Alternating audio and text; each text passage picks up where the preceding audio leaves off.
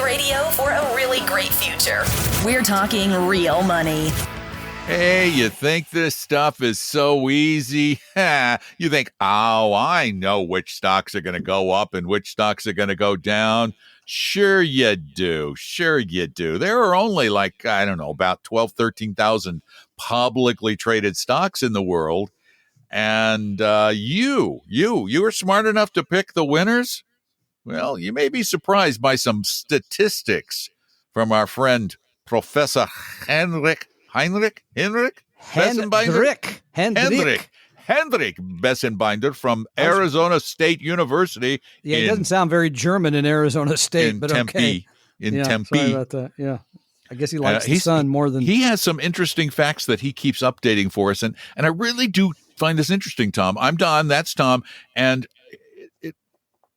go ahead. What is Henrik finding? Basically, what he's found is most stocks have failed to beat cash over their lifetimes. Most. Okay, now that sounds contrary to what we say.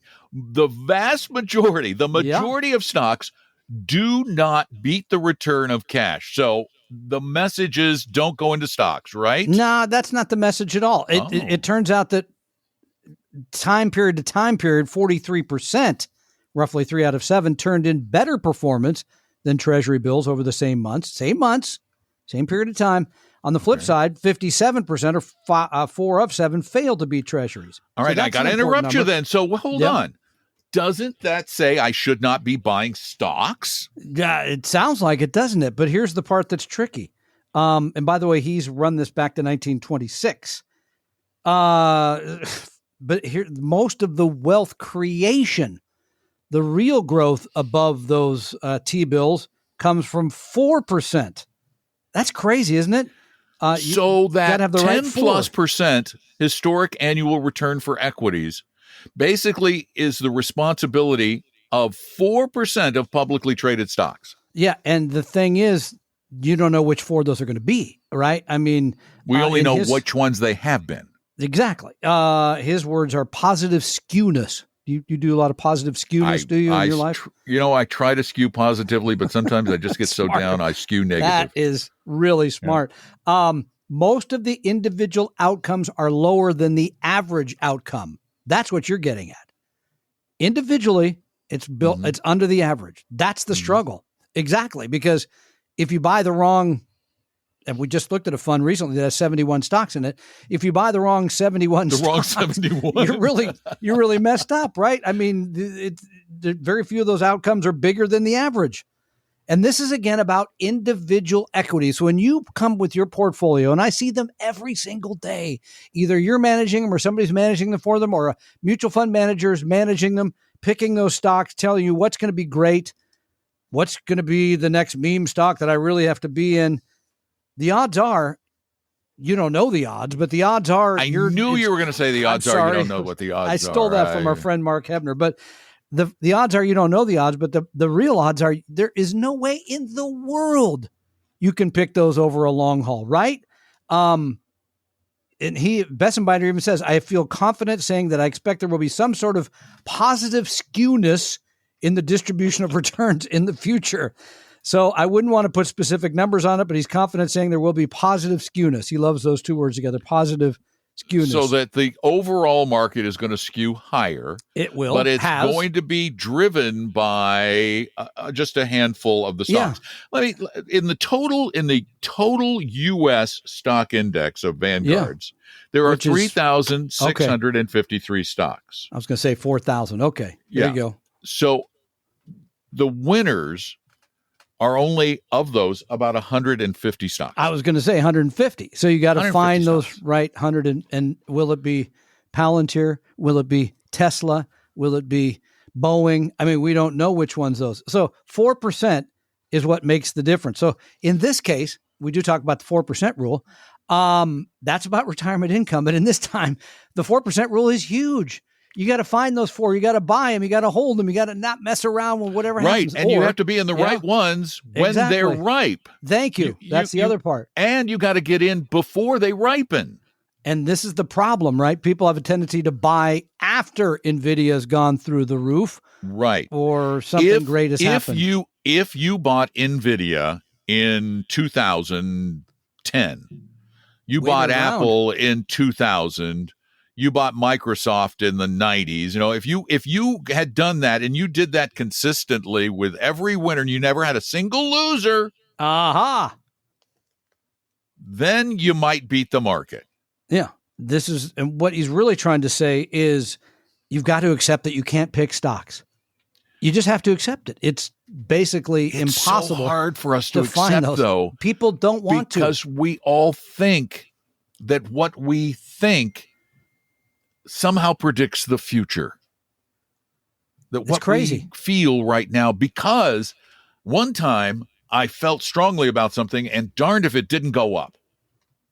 Therefore, I don't know, whatever it was, one day I felt good about this stock and I didn't buy it, and then it went way up. So the next time I think good things about a stock, I'm going to buy it. Well, the odds are, if only 4% account for most of the market's return, most of the time you're going to buy the wrong ones. Yeah, you are going to buy the wrong one. So the 4% rule is to be paid attention to, accept the fact that you can't pick stocks. And here's my favorite one. No. Stop the 4% rule business. Okay. You're going to confuse people with the other 4% rule. I know. Sorry about that. Well, you and I are part of the 2% rule. So I'm trying to figure that out. Anyway, and then here's the final comment that you need to know. It's very important.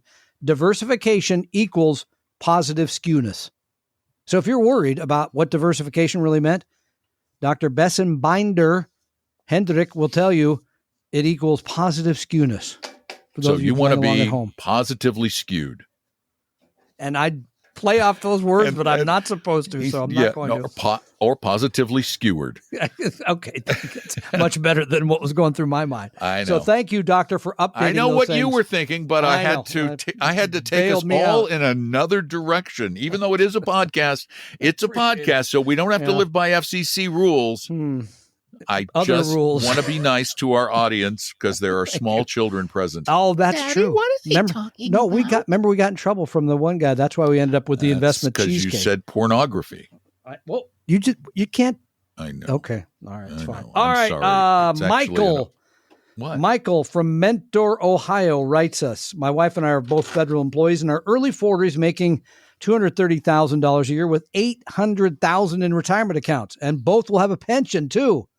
Wow, you guys are set now. You're done. Yeah. I want to retire at 58, 57, travel around the world, living a month to a couple months at Airbnbs and the like. I have several questions, including, can we have too much in an HSA, health savings account? Can you have too much in an HSA? How can you have too much? Oh my gosh, I have too much money. I better give it back. Well, no, because there are some restrictions as to how it can be taken out. Anyway, but I would say no. No, because it's really, you can't put that much in an HSA. It's not like your IRA. How much can you put in? I forget. Is it 5 a year or something? Yeah, it's a small amount, and it pales in comparison to your other savings options. So no, if you maxed out your HSA, given that you have other investments, I don't think you could have too much. But it should be invested properly. I would have some in a cash or cash-like absolutely, instrument. because you want to use it. You want to have it available to use for medical care. Yeah, that's right. And the rest in investments. And as you get older, you're going to need a lot of medical money, and the HSA is the perfect place from which to draw that. Even if you're in Barcelona and you need help. Okay. Then the next question is, and this one I think you're going to do a great job with because I think you're very good at this. How much does it cost to live abroad in retirement? Depends on where you live abroad. Oh, I see. Okay. I mean, really. So if you have the penthouse in the Eiffel Tower or some something? Nordic countries are going to cost you substantially more. Yeah. I have read articles and done some studying. I mean, I just read a piece today, I think it was. Yeah, it was today. And it was an article showing the houses you could buy in Tulum, Mexico for $800,000. And I was going, and how are they? If it wasn't for the fact that it's Mexico, I would be moving to Tulum. There's some nice houses for $800,000. Well, you don't own the land, though. In Mexico, you only own the true. house. I know that. I've heard good things about living in Portugal. Yeah, we have clients that live in both Portugal and Spain, and I think it is cheaper to live there than here. Well, Seattle. People have said good things about Ecuador, but I don't know that I want to live at 10,000 feet. I've tried that. The air's a little thin. All right. All joking aside, Michael, Well, no, that wasn't joking. We don't know the answer to that because it depends on where you're going to plant your flag. I mean, there's all kinds of other factors. And there's so many things to consider. I mean, you've got to consider far more than just the money. You've got to consider the healthcare situation, the how they treat emigres. I mean, that's become a real issue here lately. What are property rights in that area? I would be very, very cautious and do lots of research. Yeah, he says he's put together a plan. And he wants to send it over for the two of us to see if they have any questions on future shows. So yeah, Michael, go ahead and do that. Okay, that'd be fun. You should have stopped by. Did you get near Mentor, Ohio, when you were back there and I don't even know where that is. You went through Ohio. I went through a lot of Ohio. Yes, I went right through the middle, skipping all the big cities. It's funny, the big cities are like north and south, and I went right through the middle, just right between them, cut in between them big cities. Coming back, I have hit various large cities. And I was so glad I skipped the big cities going west because, geez, driving a trailer through big cities is such I don't like driving my car through it. Yeah, I don't like challenge. Yeah, it was painful. But are you going to spend literally painful? Unpack Tennessee on one of the podcasts or not? Unpack Tennessee. Yeah, like your experience in Tennessee. You said it was very positive. It was. Tennessee. I really enjoyed Chattanooga. I like your coonskin. It's so funny. There and it looks nice. When we went through Chattanooga, I drove up a mountain road and I hit something and popped one of my trailer tires. No. Yeah. Well, it has 4 tires on the trailer, so you can kind of limp away. And it's so funny. I called, I don't know why.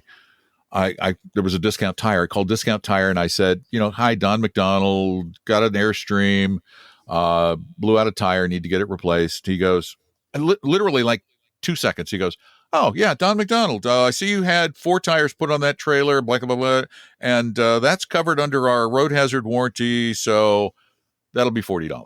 Wow. Wait, they're watching you go across the country or something? They knew who I mean, I just gave him my name in the trailer, and he looked it up on his computer while I was talking to him. Was so nice. Got the tire changed out for us in like a couple of hours. They had to get it from somewhere else, and it was just so Chattanooga. I loved the people in Chattanooga were great. Really beautiful town. It's right there at the foot of the mountains, like Lookout Mountain, and Signal Mountain. Any of those ring a Civil War bell with you? Indeed. Lookout Mountain and Missionary Ridge. And what about the choo-choo? How was that? The train station, which they now call the Chattanooga Choo-Choo, has been converted into a shopping, eating thing. Oh. It was very pretty. It was very pretty. All right. Maybe there's more Chattanooga in your future, then we'll see, huh? Yeah, Chattanooga used to be one of the nastiest cities in America. It was industrial and dirty and disgusting, and not people anymore. Were fleeing, and now it's been revitalized, and it is stunning. It's just absolutely beautiful. I was really impressed. Okay, and for those of you who would like to see Don move there, start a write-in campaign. Maybe he'll move. I like Chattanooga. I did. I really liked it. It had mountains. I love my mountains. Go ahead. What else you got? Yeah, we got those here too. Let's take a question from Dan. I drove past Mount Rainier through the park. Ooh, oh my beautiful. God, how gorgeous! Dan from Punta Gorda, Florida. Do you know the Punta place? Gorda? I don't know. Gorda. So, hi guys, love the show. Newer listener, been listening since April. I have an IRA. I rolled over to Vanguard earlier this year. 46 years old. Don't need this money at least 15 years, and scored a 68 on the risk quiz. I looked at the do-it-yourself portfolio on your webpage. Can't access these funds with Vanguard, which I believe is because this is IRA money. Well, that wouldn't have anything to do with it, I don't think. Would you please recommend if you set it and forget it funds to place the money into? So. Set it and forget it funds? Yeah, he wants to. Okay, first of all, I don't know what's on the website anymore. Does it still have the do-it-yourself funds there? Oh, yeah. And we had some we had some funds, but we have some ETFs there too, I thought. And that's what I would do. That's what I would do. But he wants a couple set it and forget it. Now, we've oftentimes recommended the Vanguard Total or the Vanguard Total Global Equity VT, and then for the bond portion, BND. That's pretty easy. You just put the stock amount in the one and the bond amount in the other. Pretty simple. And in an IRA, it's not going to matter because there's no tax situation to deal with there. Yeah, Dan, that would be one case. We have a 2 ETF portfolio, which is AVGE and BND. Yeah, the AVG is the Avantis Global Equity Fund, and then BND is the aforementioned Vanguard Total Bond. You could do those two. That's an easy one. And then we had a 2-fund portfolio for mutual funds, which was VTWAX and VBTLX, the Total World Stock Index and the Total Bond Index Fund. But his question was sort of these. Maybe you can't access these with Vanguard because it's IRA money. Every one of those funds should be available at Vanguard. Couldn't have any matter with every one of them because situation. all Vanguard accounts now are brokerage accounts. Exactly. Which means they offer you ETFs. I mean, the things you couldn't get without a fee would be like Fidelity funds. They're actual mutual funds, not their ETFs. You couldn't get those without paying some sort of a transaction fee. But ETFs should not be a problem. I don't know. And you could use any of those, Dan, and I think they'd be very, very good. Low cost, wide diversification, and get you the proper balance between stocks and bonds depending on your risk tolerance. That's easy. And he knows what that is because he looked at the risk quiz. He took a 68, so go with maybe a 70-30 or something. You're pretty young to have too much more in bonds, so that's sure. Why not? That makes sense. All right. I think we've reached the conclusion of another exciting edition of the Talking Real Money podcast. Is there anything else you'd like to share with our lovely audience? I just want to say thank you to all of you for reaching out to us, to talking to us, and asking for help. I absolutely love it, as you know. He does. So, and if you want to ask him for help, you just go to talkingrealmoney.com and click on the button, Meet an Advisor, and he'll help you, or some of our other advisors will, for free, for nothing, no obligation, no high-pressure sales pitch. That's a promise. Scout's honor. Were you even a scout? I was. For a little while. What rank did you achieve? I was a Weeblo, I think. That's not Scouts. That's Cub Scouts. I'm talking Boy Scouts. Scouting. It's scouting. Boy, you were not a Boy Scout then. And I quit because I didn't like being told what to do. That's really a surprise. No, you quit because you hurt your finger on making a fire or something. No. It's truly because I did not want to be told what to do. That's truly it. This is probably I quit swimming classes as a kid because I didn't want to be told what to do. Yeah. You get in the deep end of the pool. Yeah. Okay. I didn't want to be told what to do. I have never liked to be told what to do. Nothing has changed. Including by you, 60 Deborah. Years. Yeah. She's telling you what to do right now. Yeah. She's agreeing completely that, yes, that is indeed the case. Okay. Fair enough. Fair enough. So I was an Eagle Scout because I like people telling me what to do. Yeah. You're a conformist. You are absolutely a conformist. I'll take it, man. Whatever. I am beyond a nonconformist. I went to my high school reunion, right?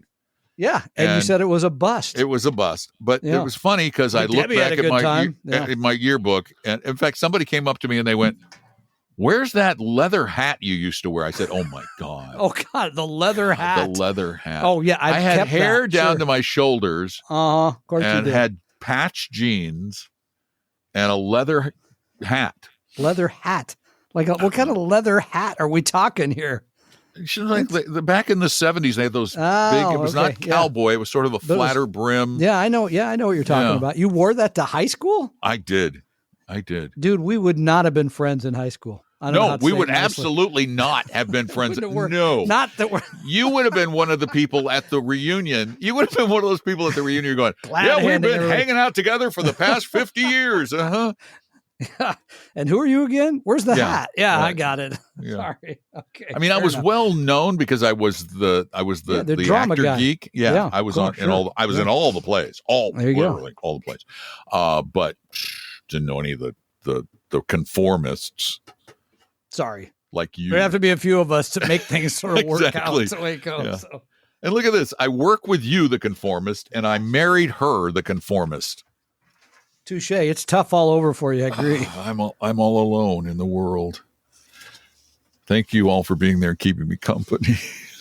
He's all alone. I'm Don, the nonconformist. He's Tom, the serious conformist. And yet every day, practically, we are here for you, talking real money. The opinions and views expressed on this podcast were current on the date recorded. Opinions, estimates, forecasts, and statements of financial market trends that are based on current market conditions constitute our judgment and are subject to change without notice, including any forward-looking estimates or statements which are based on certain expectations and assumptions. Although information and opinions given have been obtained from or based on sources believed to be reliable, no warranty or representation is made as to their correctness, completeness, or accuracy. Information presented on the podcast is not personalized investment advice from Appella Wealth. The views and strategies described may not be suitable for everyone. This podcast does not identify all the risks, direct or indirect, or other considerations which might be material to you when entering any financial transaction. Past performance does not guarantee future results, and profitable results cannot be guaranteed. We hope you realize that the information provided on Talking Real Money is for informational, educational, and hopefully enjoyable purposes only. The podcast is not trying to get you to buy or sell any financial products or securities. Instead, the program is provided as a public service by Appella Wealth, a fee-only registered investment advisor. Please see Appella Wealth's ADV Part 2A on our website for information regarding Appella's fees and services. Appella Capital, LLC, DBA Appella Wealth, is an investment advisory firm registered with the Securities and Exchange Commission. The firm only transacts business in the states where it is properly registered or excluded or exempt from registration requirements. Registration with the SEC or any state securities authority does not imply a certain level of skill or training. Appella does not provide tax or legal advice, and nothing either stated or implied here should be inferred as providing such advice. Thanks for listening, and please visit TalkingRealMoney.com for more information and important disclosure related to performance of any specific index or fund quoted in this podcast. Is anybody still listening?